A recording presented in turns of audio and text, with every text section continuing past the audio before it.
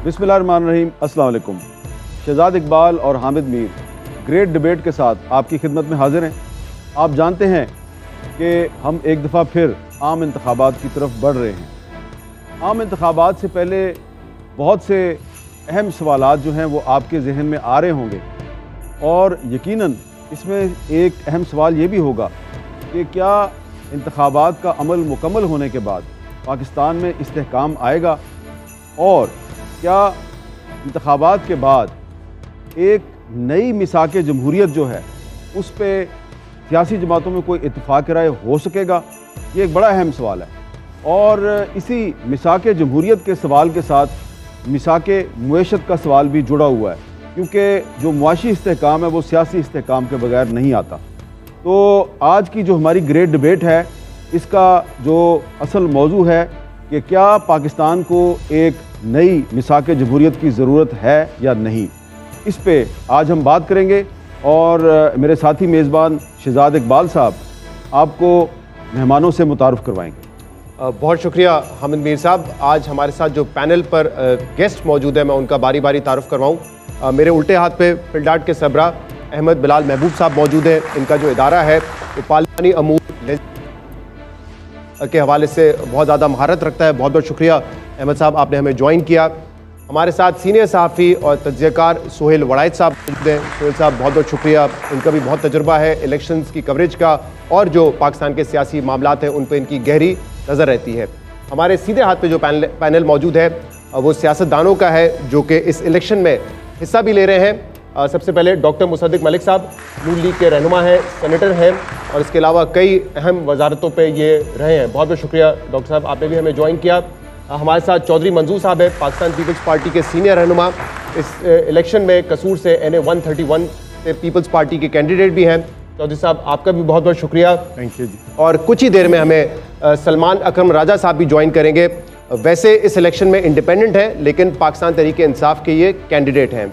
और इन मेहमानों के अलावा वाया वीडियो लिंक हमें ज्वाइन करेंगे अमीर जमात इस्लामी सिराजुल हक साहब। इसके अलावा NQM पाकिस्तान की नुमाइंदगी करेंगे मुस्तफ़ा कमाल साहब। ANP से हमें ज्वाइन करेंगे जनाब इमल वली खान साहब।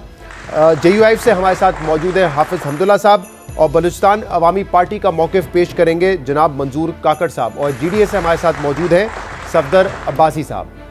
जो पहला हमारा बुनियादी सवाल है वो इसी हवाले से जिसका जिक्र अभी हामिद मीर साहब ने भी किया कि क्या मुल्क को एक और मिसाक जमहूरियत की ज़रूरत है या नहीं। जो पहले मिसाक जमहूरियत था 14 मई 2006 दो पार्टीज़ के दरमियान था, पीपल्स पार्टी और नून लीग के दरमियान, और उस वक्त उसको मलाइन भी बड़ा किया गया। उसके हवाले से बातें हुई कि क्या ये एक मुकमुका हो गया है दो पार्टीज़ के दरमियान। लेकिन आज जो मुल्क के हालात हैं उससे हमें ये अंदाज़ा होता है कि शायद एक और वाइडर कंसेंसस की ज़रूरत है, क्योंकि जो पावर शेयरिंग फार्मूला पाकिस्तान में है वो नाकाम हो चुका है और बार बार नाकाम हो जाता है। तो क्या ज़रूरत इस बात की है कि हम एक मिनिमम कंसेंसस तक पहुँचें एक मीसाक के ज़रिए, या जो आईन पाकिस्तान ऑलरेडी मौजूद है जो कि रियासत और अवाम के बीच में एक सोशल कॉन्ट्रैक्ट है वो काफ़ी है, उस पर ही अमल दरामद हो जाए तो मीसाक की ज़रूरत नहीं होगी। मैं चाहूँगा मुसद्दिक मलिक साहब आपसे इसका आगाज़ करें। क्या आपको लगता है एक नए मीसाक मईशत की ज़रूरत है, एक नया पावर शेयरिंग फार्मूला जिसके ज़रिए हमारे सामने आए, या जो इस वक्त आईन पाकिस्तान है it is more than enough और उस पर मुकम्मल अमल दरामद की ज़रूरत है? देखिए मेरे ख्याल में जिस चीज़ को आप मिसाक कह रहे हैं इसे आप कन्वेंशन भी कह सकते हैं। अगर आप बरतानिया देखें तो बरतानिया में कोई लिखा पढ़ा आइन नहीं है, मगर कन्वेंशंस हैं, रिवायात हैं इस तरह की जो आपको आइन के दायरे से बाहर नहीं निकलने देती। तो इस एक्सटेंट तक कि आप मिसाक को एक कन्वेंशन समझना चाहते हैं या एक इत्तफाक राय जमहूरी निज़ाम में पार्टीज़ का समझना चाहते हैं कि हम एक ख़ास अंदाज में रवादारी के साथ या एक्सप्लॉइट हुए बग़ैर सिस्टम को आगे लेकर चलना चाहते हैं, तो उस हैसियत में मैं समझता हूँ इस मीसाक का, जिसे मैं कन्वेंशन कहूँगा, एक अहम रोल अदा कर सकती है। मैं ज़ाती तौर पे इस हक़ में नहीं हूँ कि एक कंसेंसस डेवलप हो जाए पार्टीज़ के अंदर, बिकॉज़ आगे बढ़ने के लिए जो कंपटीशन चाहिए उसके लिए एक मार्केट प्लेस की ज़रूरत है। यहाँ पे स्टूडेंट्स बैठे हैं, सबको पता है कि अगर कंपटीशन होगा, मार्केट प्लेस होगी तो चीज़ें सस्ती होंगी। जमहूरियत भी इसी तरह है, जमहूरियत की भी एक मार्केट प्लेस है। उस मार्केट प्लेस में मुख्तलिफ आरा का सामने आना जिन पे इत्तफाक राय ना हो, ایسی آراء جن میں آپ بتا سکیں کہ ملک اقتصادی طور پہ کیسے آگے بڑھے گا، جمہوری طور پہ کیسے آگے بڑھے گا، اس ملک کے اندر پرائیویٹائزیشن ہونی چاہیے یا نہیں ہونی چاہیے، حکومت کا سائز گھٹنا چاہیے یا بڑھنا چاہیے، آزادی خیال ہونی چاہیے یا آزادی خیال صرف ایک خیال ہے، ان تمام چیزوں پہ ہر پارٹی کا موقف جب تک سامنے نہیں آئے گا، جب تک پولرائز نہیں ہوگا، مختلف آراء نہیں ہوں گی جو عوام کے سامنے پیش کی جائیں گی، تب تک وہ مارکیٹ پلیس جمہوریت کی نہیں پیدا ہو سکتی جس میں افضل سے افضل جو آئیڈیا ہے وہ سامنے آئے۔ اگر ہم سارے مل بیٹھ کے مان لیں تمام باتوں پہ، اگریمنٹ کر لیں، کنسنسس کر لیں، تو بتائیے اکاؤنٹیبل کون کرے گا؟ اسمبلی کے دونوں طرف اگر ایک ہی رائے بیٹھی ہو تو پھر اسمبلی کا مقصد کیا ہے؟ اسمبلی کا مقصد یہ ہے کہ عوام کے مفاد میں ایک پارٹی اپنا نقطہ نظر پیش کرے اور عوام کے مفاد میں دوسری پارٹی اس کا بھرپور تنقیدی جائزہ لے۔ لیکن جمہوریت کا بار بار ڈی ریل ہو جانا، جس کو میں کنونشن کہہ رہا ہوں، جس کو میں ایک براڈر اگریمنٹ جمہوریت پہ کہہ رہا ہوں، اس کا ہونا ضروری ہے تاکہ یہ جو ایکسپلائٹیشن ہے، جو آج کل لے دے ہو رہی ہے، جو معاشرے میں پولرائزیشن ہے، جو ایک ریشنل ڈسکورس کرنے کا امکان بھی ختم ہوتا چلا جا رہا ہے، اس کے لیے ہمیں ایک رواداری کی روایت، جمہوریت کی روایت قائم کرنے کی بہت زیادہ ضرورت ہے۔ تو یہ ہم اس کو میں مثال۔ اچھا، احمد بلال محبوب صاحب جو 2006 میں پاکستان پیپلز پارٹی اور مسلم لیگ نون کے درمیان لندن میں ایک میثاق جمہوریت پہ دستخط ہوئے تھے، چارٹر آف ڈیموکریسی جس کو کہا گیا تھا، جس کے 36 نکات تھے، آپ کے خیال میں جو 2006 کا میثاق جمہوریت ہے وہ کس حد تک کامیاب رہا، اور اگر یہ آئندہ الیکشن کے بعد ایک اور میثاق جمہوریت اس پر بات چیت شروع ہوتی ہے تو کیا وہ بھی کامیاب ہو سکے گا یا نہیں ہو سکے گا؟ بہت شکریہ حامد میر صاحب۔ میرے خیال میں 2006 کا جو میثاق جمہوریت تھا، اس زمانے کی دو بڑی رائیول پارٹیاں تھیں، پاکستان مسلم لیگ نواز اور پاکستان پیپلز پارٹی۔ انہوں نے بہت بالغ نظری کا ثبوت دیا تھا اور ایک میثاق جمہوریت سائن کیا تھا۔ وقت نے ثابت کیا کہ وہ میثاق جمہوریت بہت ہی پاکستان کے مفاد میں تھا، جمہوریت کے مفاد میں تھا، لیکن وقت نے یہ بھی ثابت کیا کہ اس میثاق جمہوریت پہ صرف ان دو پارٹیوں کے دستخط کافی نہیں تھے۔ جب یہ دو پارٹیاں کسی چیز پہ متفق ہو گئیں تو پھر یہ کہیں سے فیصلہ ہوا کہ بھئی اب ایک تیسری پارٹی کو بھی ہونا چاہیے۔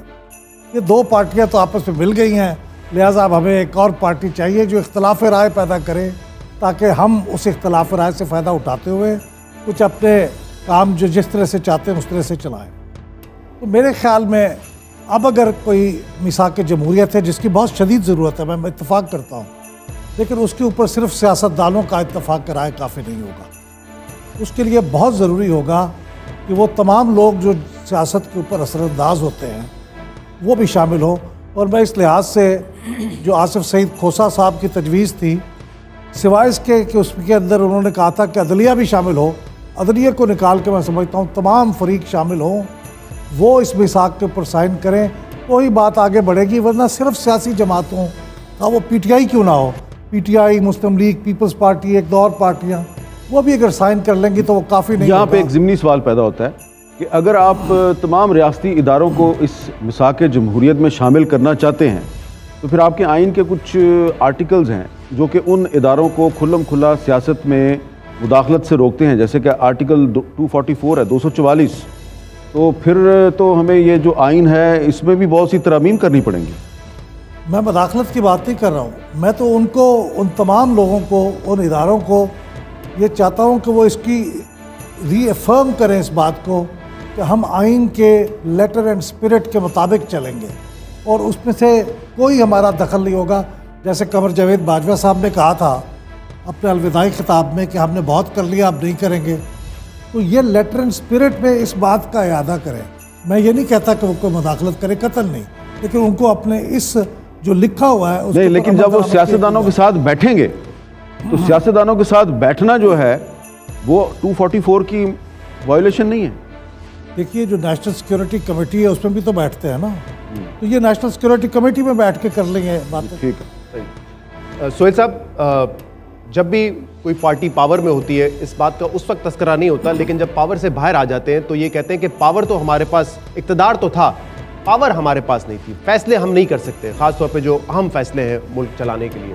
تو آپ کو لگتا ہے کہ اس سوال کو اور اس مسئلے کو ایڈریس کرنے کے لیے ایک نئے میثاق کی ضرورت ہے، جیسے بلال صاحب نے کہا کہ ایک وائڈر کنسنسس ہونا چاہیے اس پر؟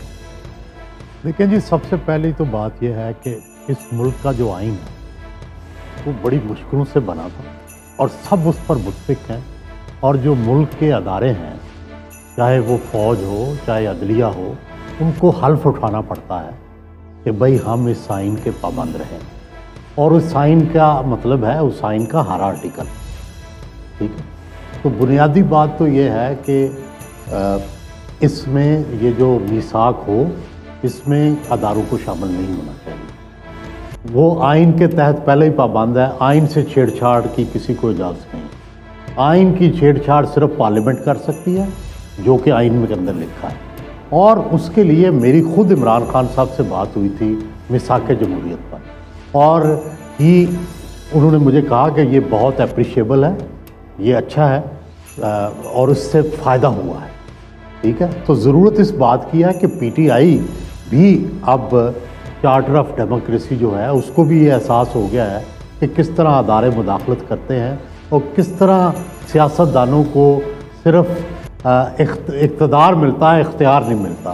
ضرورت اس بات کی ہے کہ یہ بات ہمیشہ کے لیے طے کر دی جائے اور سیاستدان آپس میں طے کریں، جیسے کہ انڈیا میں طے ہوا ہے، جیسے برطانیہ میں طے ہوا ہے، کنونشن کہہ لیں، روایت کہہ لیں، جو بھی کہہ لیں، یہ طے ہے کہ کوئی بھی جو ادارہ ہے وہ پارلیمنٹ کے اختیارات میں، اور جو لوگ عوام کے منتخب نمائندے ہیں ان کے اختیارات میں کوئی مداخلت نہیں کر سکتا۔ اور میں یہاں یہ بھی کہنا چاہتا ہوں کہ جو عدلیہ نے یہ اختیار لے لیا ہے وزیر اعظم کو نکالنے کا، یہ بھی بالکل غلط ہے کہ چند نامینیٹڈ جج جو ہیں جو کسی کی مرضی سے بیٹھ کے کروڑوں لوگوں کے ایک نمائندے کو نکال دیتے ہیں، یہ کیا طریقہ ہے؟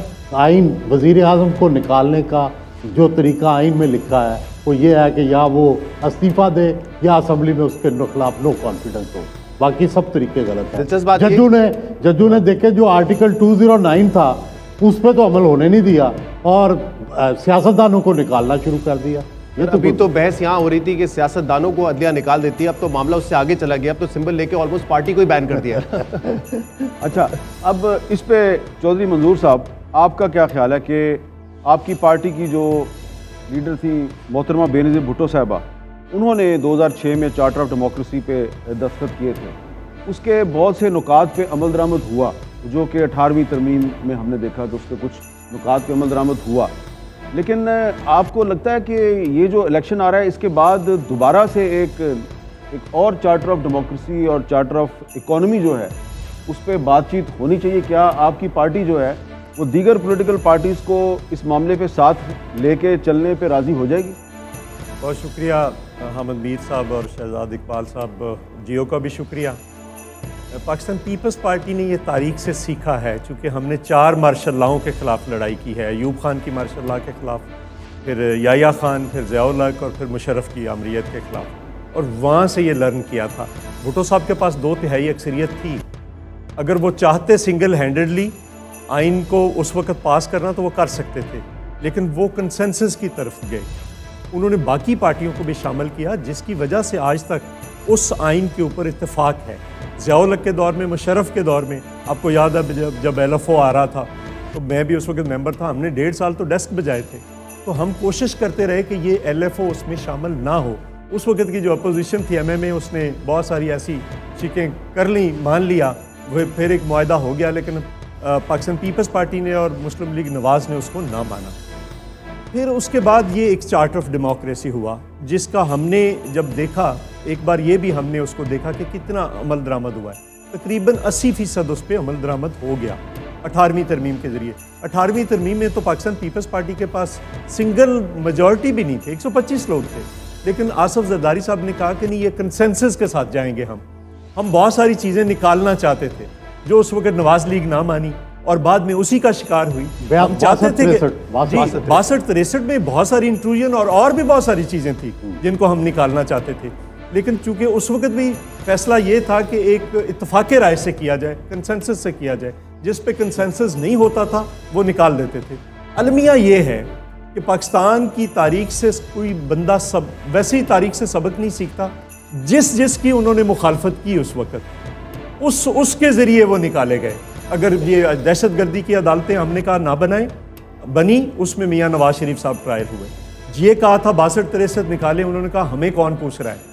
नैब के जो ये ड्रैकोनियन लॉस थे उनको कहा ख़त्म करें, नहीं किया, फिर उसी के तहत गिरफ्तारियाँ हुई। फिर इमरान खान साहब को कहा, वो भी नहीं माने जब उनका दौर इक़्तिदार था पाकिस्तान पीपल्स पार्टी ने। और आपको एक मैं बात याद दिलाऊं, जब 17 लोगों की अपोजिशन थी मोहतरमा बेनज़ीर भुट्टो की, मियाँ नवाज शरीफ साहब 3 बार आए, 3 बार 2/3 अक्सरियत से आए।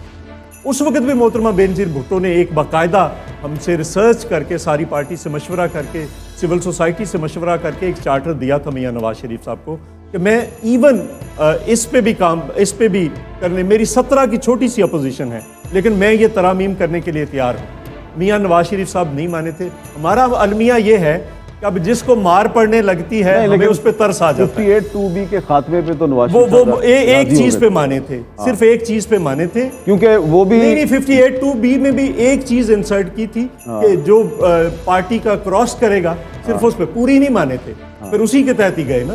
तो वो चीजें जो हम देख रहे हैं उस वक्त 58(2)B चलो मान गए, बाकी चीजें भी पूरा एक पूरा चार्टर था जो मोहतरमा बेनज़ीर। अब जिसको मार पड़ने लगती है, इनको मार पड़ी तो हम मोहतरमा बेनज़ीर भुट्टो जद्दा चली गई, अब उनको मार पड़ रही है तो पाकिस्तान पीपल्स पार्टी फिर कह रही है कि ये गलत हो रहा है, सबको लेवल प्लेइंग फील्ड मिलना चाहिए। किसको मार पड़ रही है? इमरान खान को या उनकी पार्टी को, तहरीक इंसाफ को। तो हम चूंकि मार खुद बहुत खाई है, हम समझते हैं कि ये गलत है। हमारे लोगों ने फांसियाँ, कैदें, कोड़े, जेलें, शाही किले सब कुछ भुगता है, तो हम नहीं चाहते कि कोई और पॉलिटिक्स के अंदर ये सारी चीज़ें सहे। अब सलमान अकरम राजा साहब जो हैं, हमने उनसे बात करनी है, तो वो मेरा ख्याल है कहीं करीब है, तो एक छोटा सा ब्रेक ले लेते हैं जी, और ब्रेक के बाद हम दोबारा वापस आते हैं।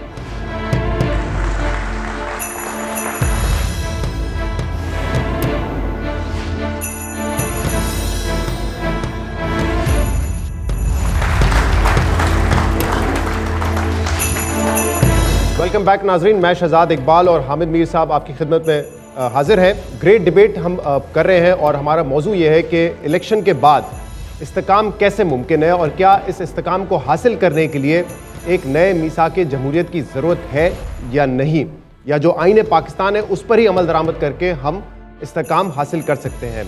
हमने तमाम पैनल से बात की। सलमान अकरम राजा साहब ने अब हमें ज्वाइन कर लिया है। यानी 128 से कैंडिडेट हैं पाकिस्तान तहरीक इंसाफ के, लेकिन सिंबल आपका रैकेट है। सलमान साहब बहुत बहुत शुक्रिया, आपने हमें ज्वाइन किया।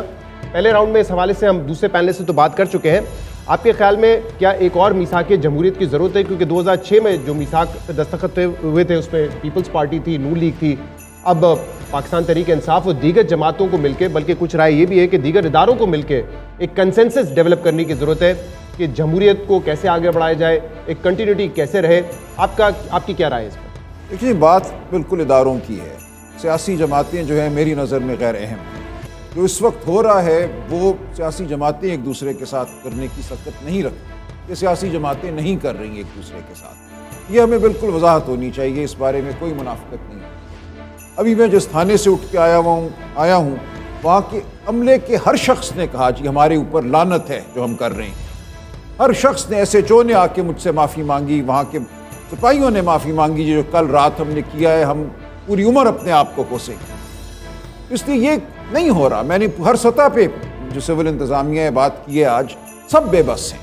सब कहते हैं जी हम मानते हैं जो हम कर रहे हैं, इस काम के लिए हम इस पुलिस फोर्स में नहीं आए थे, ये हमारा मकसद नहीं था। इस वक्त जो हो रहा है, पूरी रियासत जो है वो बिल्कुल एक तरह से हेल्पलेस है। वो बिल्कुल ऐसे है कि जैसे उसकी डोर है वो खींची जा रही है और पुतलियों की तरह लोग वो काम कर रहे हैं जो वो नहीं करना चाहते। इस वक्त हम ये कागजात लेके जा रहे थे, कागजात नामजदगी RO साहिबान के पास, वो भी आगे से यही शिकवा करते थे कि जो हमें हुक्म है हम वो करेंगे, हम क्या करें, हमने नौकरी की है यहाँ पे।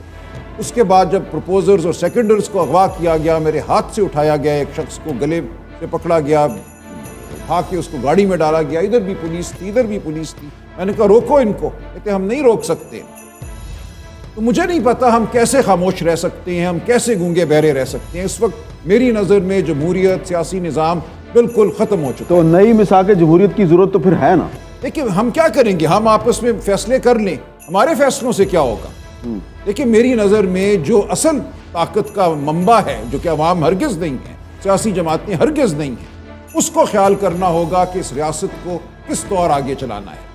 کیا یہ ایک ریاست بالکل فسطائی ریاست آپ یہ کہہ رہے ہیں کہ اگر آپ ایک نئی میثاق جمہوریت پہ تمام پارٹیز دستخط کر بھی دیں کوئی فرق نہیں پڑے گا، تو وہ غیر مؤثر ہوگی؟ کوئی فرق نہیں پڑے گا اس سے، مجھے بالکل کوئی اس کی افادیت نظر نہیں آتی۔ اگر فیصلہ ساز یہ فیصلہ کرتے ہیں کہ ہم نے ملک کو اس طرح چلانا ہے، اس جماعت کو رہنے دینا ہے، اس جماعت کو نہیں رہنے دینا، یہ شخص وزیر اعظم ہوگا، یہ شخص اسپیکر ہوگا، تو باقی سب لیکن اس پہ سلمان صاحب ہم یہ میثاق کر کے ایک طرح سے ہم ایک پردہ بنا دیتے ہیں، اس کے اوپر ہم کچھ تصویریں کھینچ دیتے ہیں جو کہ حقیقت نہیں ہے۔ سلمان صاحب اس میں ایک نقطہ نظر یہ بھی ہے نا کہ ہر پولیٹیکل پارٹی اس انتظار میں ہوتی ہے کہ وہ اس کا ہاتھ تھام لیا جائے، تو پولیٹیکل پارٹیز کی اپنی ذمہ داری بھی ہے نا۔ اگر تمام پولیٹیکل پارٹیز اس بات پہ متفق ہوں کہ ہم نے کوئی غیر جمہوری دروازے سے انٹری نہیں لینی ہے، اس میں پی ٹی آئی بھی ہو، پیپلز پارٹی بھی ہو، نون لیگ بھی ہو، تو اس سے تو بہت فرق پڑے گا نا۔ پہلے پولیٹیکل کنسنسس شاید فرق پڑے، مجھے نہیں لگتا۔ دیکھیں ہر وقت ایک طرف سے آپ کو ترغیب آ رہی ہوتی ہے کہ تم ہو آج ہمارے منظور نظر، تو کوئی نہ کوئی منظور نظر بننے کو تیار رہتا ہے۔ اصل بات وہ ترغیب ہے، آپ نے اس ترغیب کو ختم کرنا ہے۔ آپ نے کہنا ہے کہ یہ ترغیب دینا تمہارا حق نہیں ہے۔ جب تک ترغیب آتی رہے گی، اللہ جنت بخشے، ہمارے بہت مہربان تھے، میرے والد کے دوست تھے حنیف رامے صاحب، وہ یہ فرمایا کرتے تھے کہ اس ملک میں حالت یہ ہے کہ زلیخا جو ہے ایک زلیخا ہے اور بہت سے اور یوسف ہے، اور الزام جو ہے وہ یہ ہوتا ہے کہ جی زلیخا کی طرف سے چونکہ ترغیب آتی ہے، یوسف سے رہا نہیں جاتا۔ لیکن یہ نہیں ہے ہماری حقیقت۔ ہمیں فیصلہ کرنا ہے کہ یہ ترغیب کیوں آتی ہے، ٹھیک ہے، ترغیب دینے والوں کو فیصلہ کرنا ہے۔ جب تک ترغیب آتی رہے گی، کوئی نہ کوئی اس ترغیب کے آگے گرتا رہے۔ نئے میثاق جمہوریت پر بحث کو مزید آگے لے کے جاتے ہیں اور دیگر جماعتوں کا بھی موقف اس پہ شامل کرتے ہیں۔ سراج الحق صاحب، سب سے پہلے آپ بتائیے گا کہ کیا پاکستان کو ایک نئے میثاق جمہوریت کی ضرورت ہے یا نہیں؟ بسم اللہ الرحمن الرحیم۔ میرا خیال یہ ہے کہ جو آئین میں موجود ہے، جو الیکشن کمیشن کے قوانین ہیں، اس پر اگر عمل کیا جائے ہمارے مسائل حل ہو سکتے ہیں۔ میثاق جمہوریت ہو بھی جاتی ہے، کوئی اس پر عمل کرنے والا نہیں ہوتا ہے، اور ماضی میں بھی جب بھی کوئی ایسا معاہدہ ہوا ہے، رات کو تو صبح اس پر یہی تبصرے آتے ہیں نا کہ رات گئی بات گئی۔ اس لیے نئے کھیل تماشوں کی بجائے جو آلریڈی آئین میں موجود ہے اور جو قوانین ہیں، جو ضابطے ہیں، اس پر اگر عمل ہو جائے، انصاف کیا جائے۔ اصل میں اگر آپ انصاف کے لیے تیار نہیں ہیں تو قوانین جتنا بھی بہتر ہو وہ کاغذ پہ آپ کو نظر آئیں گے، عملی دنیا میں اس پر عمل کرنے کی ضرورت ہے۔ جماعت اسلامی ہمیشہ سے یہی چاہتی ہے کہ افراد کی بجائے، خاندانوں کی بجائے، شخصیات کے بجائے مہذب معاشروں کی طرح قانون کی حکمرانی ہو۔ اور اب اسی پہ موقف حاصل کریں گے مصطفیٰ کمال صاحب کا۔ مصطفیٰ کمال صاحب، ذرا آپ بتائیے گا کہ کیا آپ کو لگتا ہے کہ ملک کی ضرورت ہے کہ ہم ایک نئے میثاق کی طرف آگے بڑھیں؟ جی ہاں، یقیناً آج ملک جس ڈگر پہ آ گیا ہے اور جس دلدل میں ہم جو ہے وہ پھنس گئے ہیں، اس کو کوئی ایک پارٹی کی حکومت نہیں نکال سکتی۔ یہ طے ہے بات۔ اس ملک کو اس وقت تمام پارٹیز کو مل کر، اداروں کو مل کر اور تمام جو ملک کے سٹیک ہولڈرز ان کو مل کر ایک میثاق جمہوریت، اور اس جمہوریت کو پھر ڈیفائن بھی ہونے کی، ہر انسان کی جمہوریت جو ہے نا، ہر پارٹی کی جمہوریت یہاں پر ان کی اپنی تشریح ہے اس کی۔ جو ان کو سوٹ کرتی ہے اس کو جمہوریت کہتے ہیں، اور جو ان کو سوٹ نہیں کرتی وہ اس کو کہتے ہیں کہ بھئی یہ جمہوریت نہیں ہے۔ تو جمہوریت جو کہ تمام، جیسے ہمارے یہاں مختلف فقہ ہیں نا، شیعہ ہے، سنی ہے، دیوبندی، بریلوی، ہر کسی نے حدیثوں کے الگ الگ معنی نکال رکھے ہیں، الگ الگ ان کی تشریحات ہیں۔ یہ جمہوریت کی بھی الگ الگ پارٹیوں نے الگ الگ تشریح کر رکھی ہے، نہیں جس پہ صاحب، اس لیے جو ہے وہ یہ ہوا ہے کہ بھئی ایک ہمیشہ ہم نے دیکھا ہے کہ متفقہ طور پر جو سارے فقہوں کو جو منظور ہو، اس طرح سے جمہوریت کی ڈیفینیشن ری ڈیفائن ہونے کی ضرورت ہے پاکستان میں، اور وہ اس پہ جس پہ سب لوگ ایگری کریں، ساری پارٹیز اس جمہوریت کی اس معنی کو سمجھیں اور اس جمہوریت کی, اس میثاق جمہوریت کی ضرورت ہے, اور اس کے اندر کیا کچھ ہونا چاہیے. میرے پاس ہم ایک پورا اس کے بارے میں رائے رکھتے ہیں. تو یقیناً ایک میثاق جمہوریت کی ضرورت ہے اس ملک کو, اور تمام لوگوں کو مل کر, تمام اسٹیک ہولڈرز کو مل کر ایک میثاق جمہوریت کی ضرورت ہے, جس میں بیسک ایسی کچھ چیزیں طے ہو جائیں کہ جس کے اوپر جو ہے وہ کوئی کانفلکٹ نہ ہو, سیاست اس کے بیونڈ ہو, تاکہ ہم ملک کو آگے نکال سکیں. اور ایمل ولی صاحب, آپ کا کیا نقطہ نظر ہے؟ کیا ملک کو اس وقت ایک نئے میثاق کی ضرورت ہے؟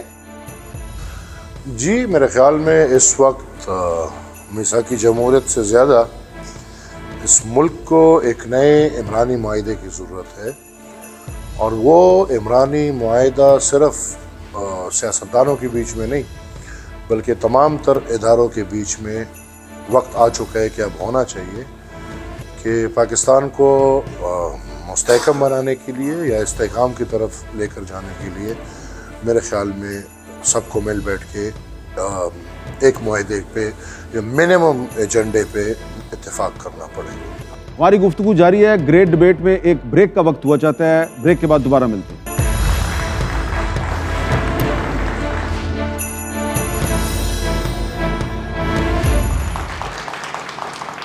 Welcome back. گریٹ ڈبیٹ میں دوبارہ خوش آمدید. مصدق ملک صاحب, میرا سوال ہے آپ سے. یہ ایک منظور صاحب ہیں اور ایک نظر صاحب ہیں, تو یہ منظور اور نظر, اس کا کیا علاج کیا جائے؟ دیکھیں, میں تو سمجھتا ہوں, میں نے پہلے بھی آپ کے سامنے یہ مقدمہ پیش کیا کہ سب سے زیادہ اہم چیز جو ہے وہ آئین ہے, اور پھر میں نے اسی وجہ سے کنونشنز کا ذکر کیا, اور جو بھی جس چیز کو آپ میثاق کہہ رہے ہیں اس کو میں نے آئین کے سبارڈینیٹ رکھا, اور میں نے بولا کہ آئین میں چیزیں لکھی پڑی ہیں, اس آئین پہ عمل داری کی ضرورت ہے, باقی آپ کنونشنز کیوں کرتے ہیں؟ اب آپ کا سوال یہ ہے, اس کی وجہ یہ ہے کہ یہ سیاست ایک سٹرگل ہے. سوال یہ ہے کہ اگر ایک نئے میثاق جمہوریت پہ اتفاق ہو بھی جاتا ہے تو بقول سلمان اکرم راجہ کے اس کا کوئی فائدہ نہیں. میں اسی کا جواب دینے کی کوشش کر رہا ہوں کہ سٹرگل ہے نا یہ. ابھی ہماری یہ جو پچھلے دنوں جو بھی حوادث یا جو بھی چیزیں پاکستان میں ہوئی ہیں, ہماری جو جمہوری سپیس تھی وہ تقریباً کلیپس کر کے امپلوڈ کر گئی, اور ہم 1990 والی دہائی میں واپس ساری سیاسی جماعتیں جو ہیں وہ جا پڑی. اب اس کے ٹکڑے جمہوریت کے اکٹھے کر کے آگے بڑھنا جو ہے یہ ایک سٹرگل ہے, اور اس سٹرگل کے اندر سب کو ایک دوسرے کا بازو تھامنا پڑے گا اور آگے بڑھنا پڑے گا. اور وہ سٹرگل اس صورت میں ہوگی جب میثاق پیپلز پارٹی کے ساتھ ہوا, پی ایم ایل این کا, اس میں کئی بریچز آئے, لیکن کوئی ایسا فنڈامنٹل بریچ نہیں تھا جس میں جمہوریت ڈی ریل ہو سکے. بریچز بے شمار آئے, کچھ ہماری طرف سے آئے, کچھ ان کی طرف سے آئے, ہم نے ان سے گلے کیے, ان نے ہم سے گلے کیے, لیکن جمہوری سفر جو ہے اس کو بڑھاتے چلے گئے, اور میں سمجھتا ہوں کہ جو سپیس تھی وہ کھلتی چلی گئی. اب وہ سپیس پھر اگر دوبارہ سے کلیپس کی ہے تو ہمیں کسی نہ کسی راستے تو آگے بڑھنا ہے. اب اگر ہم یہ کہیں کہ بات یہ ہے صاحب کہ آپ طاقتور ہیں صاحب, آپ ہٹ جائیں, ایسے تو ہوتا نہیں ہے. تو آپ کو سب کو مل کے بیٹھ کے وہ راستہ بھی ڈھونڈنا ہے, اس راستے جی آئین کی راستے کی عملداری کی بات کر رہے ہیں. یہ چاہیے کہ تمام جماعتیں آپس میں بات کریں نہ کریں, وہ یہ تقاضا کریں کہ جس طور یہ الیکشن کرائے جا رہے ہیں وہ قابل قبول نہیں ہے. تمام جماعتیں جا کر فردن کیوں یہ بات نہیں کر سکتی؟ یہ کوئی طریقہ نہیں ہے فردن والی. میں معافی چاہتا ہوں, دیکھیں میں عرض کرتا ہوں, میں بھی عرض کرنا چاہتا ہوں, مجھے ختم ذرا ایک منٹ کرنے دیں ڈاکٹر صاحب. دیکھیں, اگر ہم میں سے ہر جماعت, ہر شخص کسی اصول پہ کھڑا ہو جائے تو وہ اصول سر بلند ہو جاتا ہے. اس کے لیے ضروری نہیں ہے کہ ہم پہلے بغل گیر ہوں, وہ اصول فائق ہے. ہم نے کہنا ہے کہ اس طرح الیکشن نہیں کرائے جاتے, یہ طریقہ نہیں ہے. وہ عدالتی جبر ہو, وہ کسی اور ادارے کا جبر ہو, کیوں ہم سب اصولوں پر کھڑے نہیں ہوتے, اور کیوں ہم نہیں کہتے کہ الیکشن کرانے کا ساری دنیا میں ایک طریقہ ہے, ایک مروج اصول ہے, اس کے تحت الیکشن کرائیے اور پھر اس کے بعد ہونے دیجئے جو ہوتا ہے. ہم نہیں مانتے, جب لوگوں کو اٹھایا جاتا ہے رات کو اس وقت بھی ہم آواز بلند نہیں کرتے, ہم ادھر ادھر دیکھتے ہیں کیونکہ یہ میرا نہیں ہے, یہ اس کا ہے. میں اس پہ کچھ کہنا چاہتا ہوں. دیکھیں میری بات مکمل نہیں ہوئی. اگر ایسا ہے تو ہاتھ بغل گیر ہونے میں, ہاتھ پکڑنے میں حرج کیا بھائی؟ یہ تو وہی بات ہو گئی جو عمران خان صاحب کہتے تھے کہ ہاتھ نہیں ملاؤں گا, باقی جو مرضی کر لو, ہاتھ نہیں ملاؤں گا. تم اپنے اصول پہ کھڑے ہو جاؤ, میں ہاتھ نہیں ملاؤں گا. اور میرا اصول یہ ہے کہ جب تم پہ قہر گرے گا تو اس وقت میں خاموش ہو جاؤں گا. اس وقت نہ کوئی اصول رہے گا, نہ کوئی شخص رہے گا. جب رات کی تاریکی میں کسی اور کو اٹھایا جائے گا, جب ایک دوسرے کے شک میں آپ رہیں گے, جب آپ وہ ہمیں یقین ہی نہیں ہے. ہمیں معلوم ہے ذرا ڈھیل ہوئی تو ہم تو گئے, ہمیں تو گردنیں آپ کٹوا دیں گے, پہلے آپ کاٹتے رہیں. اس وجہ سے میں کہہ رہا ہوں کہ اگر آپ جو بات کہہ رہے ہیں اس اصول پہ آپ واقعی قائم ہیں تو اٹھیں, آئیں, ہاتھ ملائیں. خان صاحب کیوں باہر نہیں نکلتے؟ خان صاحب کیوں ابھی بھی کہتے ہیں میں نہیں چھوڑوں گا؟ بھائی کسے نہیں چھوڑیں گے؟ میں اس وجہ سے آپ کو کہہ رہا ہوں کہ آپ کی کسی بات سے مجھے اختلاف نہیں ہے. صرف اختلاف اس بات پہ ہے کہ اگر واقعی آپ جو کہہ رہے ہیں وہ سچ ہے اور آپ صرف یہ نہیں چاہتے کہ آپ کے لیے سارے لوگ کھڑے ہو جائیں, آپ یہ چاہتے ہیں کہ جمہوریت کے لیے اور سب کے لیے سب کھڑے ہو جائیں, تو قدم بڑھائیں. آپ کو انہوں نے بھی کہا تھا, آپ کو بلاول نے بھی کہا تھا قدم بڑھاؤ, عمران خان ہم تمہارے ساتھ ہیں. آپ کو شہباز شریف نے بھی کہا تھا کہ آئیے ہاتھ ملائیں, ہم لے کر سب آگے چلتے ہیں. تو آئیے ہاتھ ملائیں, اگر بات کرنی ہے تو آگے بڑھائیں اس کو. میر صاحب المیہ یہ ہے اس وقت کہ الیکشن تو شیڈ ہی رہے ہیں سارے ہی, لیکن 2013 والا بھی کنٹروورشل تھا, 18 والا بھی کنٹروورشل تھا, لیکن وہ دونوں الیکشن ہونے کے بعد کنٹروورشل ہوئے تھے. یہ الیکشن ہونے سے پہلے کنٹروورشل ہوا ہے. یہ سوال نہیں ہے کہ 8 فروری کو کیا ہوگا, سوال یہ ہے کہ 9 کو کیا ہوگا. اگر آپ کسی کو زبردستی لا کر بٹھا بھی دیتے ہیں اس کی لیجیٹیمیسی کیا رہ جاتی ہے؟ ہم نے اس وقت بھی کوشش کی یہ مذاکرات کے لیے, جب عمران خان نہیں مان رہے تھے, یہ گئے تھے وڑائچ صاحب اور باقی سول سوسائٹی, پھر الٹیمیٹلی انہوں نے عمران خان صاحب کو منوایا. اس کے پیچھے بھی آصف زرداری صاحب نے کہا تھا کہ اگر پولیٹیکل سیاسی مسائل سیاسی لوگ حل نہیں کریں گے, وہ اور آئے گا تو اس کے اپنے موٹیوز ہوں گے. یہ مولانا فضل الرحمان صاحب بھی نہیں مان رہے تھے, بلاول صاحب ان کے پاس بھی گئے تھے. پیپلز پارٹی نے تو ہمیشہ ایسی کوشش کی ہے کہ ہم چیزوں کو لے کر چلیں, ایون جیل میں ہوتے ہوئے بھی ہم نے کوشش کی ہے. اب بھی سلوشن یہ ہے کہ اگر یہ الیکشن فیئر اینڈ فری نہ ہوئے تو اس الیکشن کی نہ صرف کریڈیبلٹی نہیں ہوگی, بلکہ آنے والے وقت میں پاکستان کو جس استحکام کی ضرورت ہے مزید عدم استحکام کا آخر میں ذرا یہ بتا دیں, یہ والا ہم ریپ اپ کرنا چاہ رہے ہیں, یہ والا جو ہمارا سیشن ہے, کہ نئے مساق جمہوریت کی ہمیں ضرورت ہے یا نہیں. دیکھیے اس حد تک ہے کہ ہم سب اس بات پہ اتفاق کریں کہ جو آئین کے بنیادی اصول ہیں ان کے لیے ہم نے لڑنا ہے, ان کے لیے ہم نے کھڑے ہونا ہے. یہ ہے وہ میثاق جو ہمیں چاہیے, اور آئین میں یہ دی ہوئی ہے. اس پہ آپ اتفاق کرتے ہیں؟ بالکل کرتی ہیں. دیکھیں جب یہ بات ہو رہی تھی الیکشن کے حوالے سے, میں نے 3 دن پہلے اڈیالہ جیل میں عمران خان سے یہ سوال کیا کہ کیا یہ درست ہے کہ ایک تاریخ آپ کو دے دی گئی تھی اور آپ اس تاریخ پہ نہیں مانے, جو یہ بات کی جاتی ہے جی 2023 میں ایک تاریخ طے ہو گئی. انہوں نے بڑی تفصیل سے یہ کہا کہ کہا یہ گیا تھا مجھے, جو کمیٹی بنائی گئی تھی 3 ممبر کمیٹی اور دوسری طرف سے بھی کمیٹی, عمر بندیال کے ہوتے ہوئے الیکشن نہیں ہونے چاہیے. عمر بندیال کی ریٹائرمنٹ کے بعد الیکشن ہوں گے. کہتے یہ کیا یہ لائن تھی؟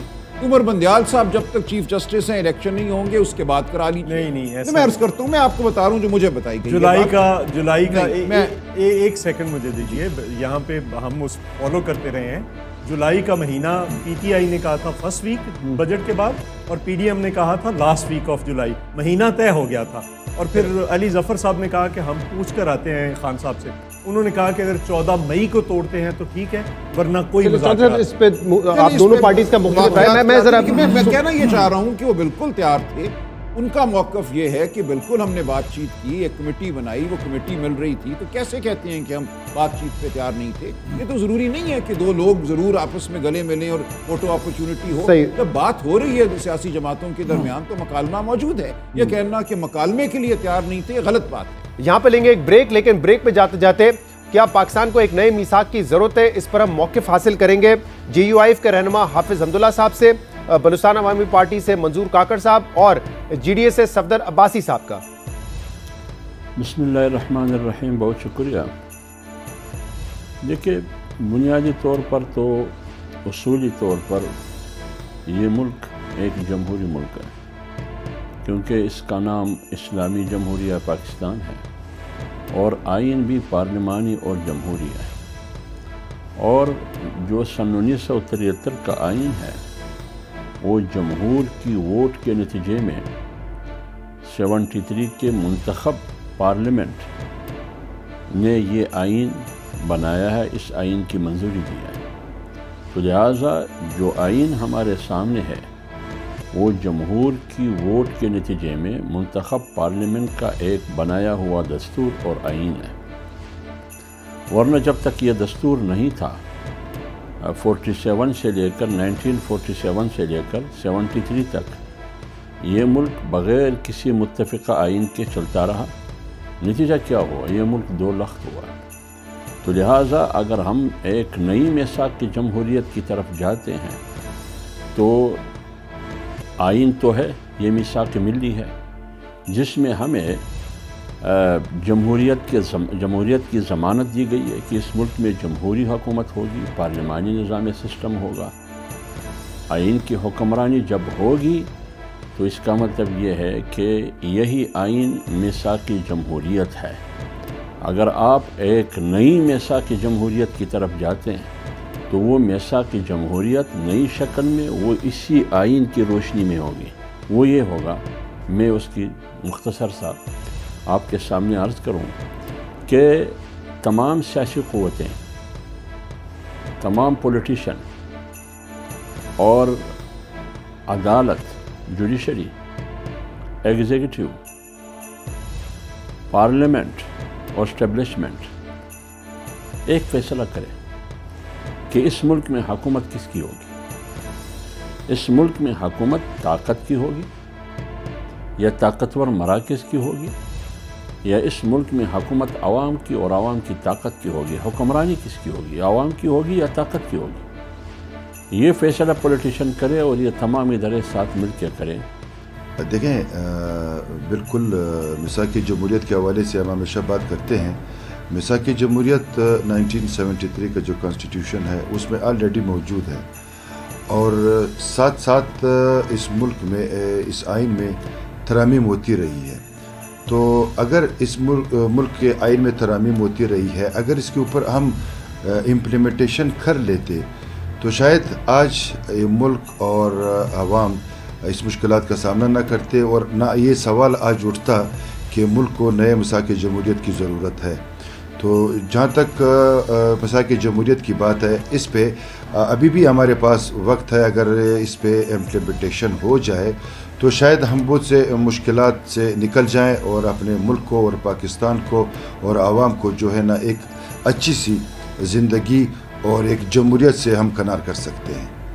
جی جناب، پہلا جو میثاق جمہوریت ہوا تھا محترمہ بے نظیر بھٹو اور میاں محمد نواز شریف کے درمیان، اس کے بعد اس میں بہت سی چیزیں ایسی تھیں جو عمل درآمد سے رہ گئیں، اور اس کے بعد جب رضائی صاحب نے پیپلز پارٹی کی قیادت سنبھالی اور میاں صاحب کے درمیان پھر ایک مخاصمت بھی رہی، جب پنجاب کے اندر جو ہے نا حکومت کو بھی توڑا گیا، اور اس کے بعد جو ہے نا وہ ایک جو سلسلہ تھا جو گزشتہ پہلے جو ہے نا 85 کے بعد جو چلتا رہا وہ پھر دوبارہ شروع ہو گیا. اور اب بھی ایسا محسوس ہوتا ہے کہ جی وہ جو ایک جس اسپرٹ میں وہ معاہدہ کیا گیا تھا وہ اسپرٹ شاید اب دوبارہ جو ہے نا ٹوٹتی چلی جا رہی ہے. اور اب آپ دیکھ رہے ہیں کہ آج پھر ایک بیانات کا بھرپور سلسلہ ہے جو چل رہا ہے دونوں پارٹیز کے درمیان، اور اس کے درمیان جو دوسری پولیٹیکل فورسز بھی آ گئی ہیں، اور دوسری پولیٹیکل فورسز شاید جو اس میثاق جمہوریت میں پہلے شامل نہیں تھیں. اور اب جو ساتھ ہی ساتھ کیا ہو رہا ہے کہ پارٹیز کے اندر جو ایک وراثتی تصور ہے وہ بڑھتا جا رہا ہے. پارٹیز اپنی جو ہے نا پولیٹیکل سپیس گنوا رہی ہیں، اور پھر آنے والے دنوں میں جو ہے نا مجھے لگتا ہے کہ جو جس طرح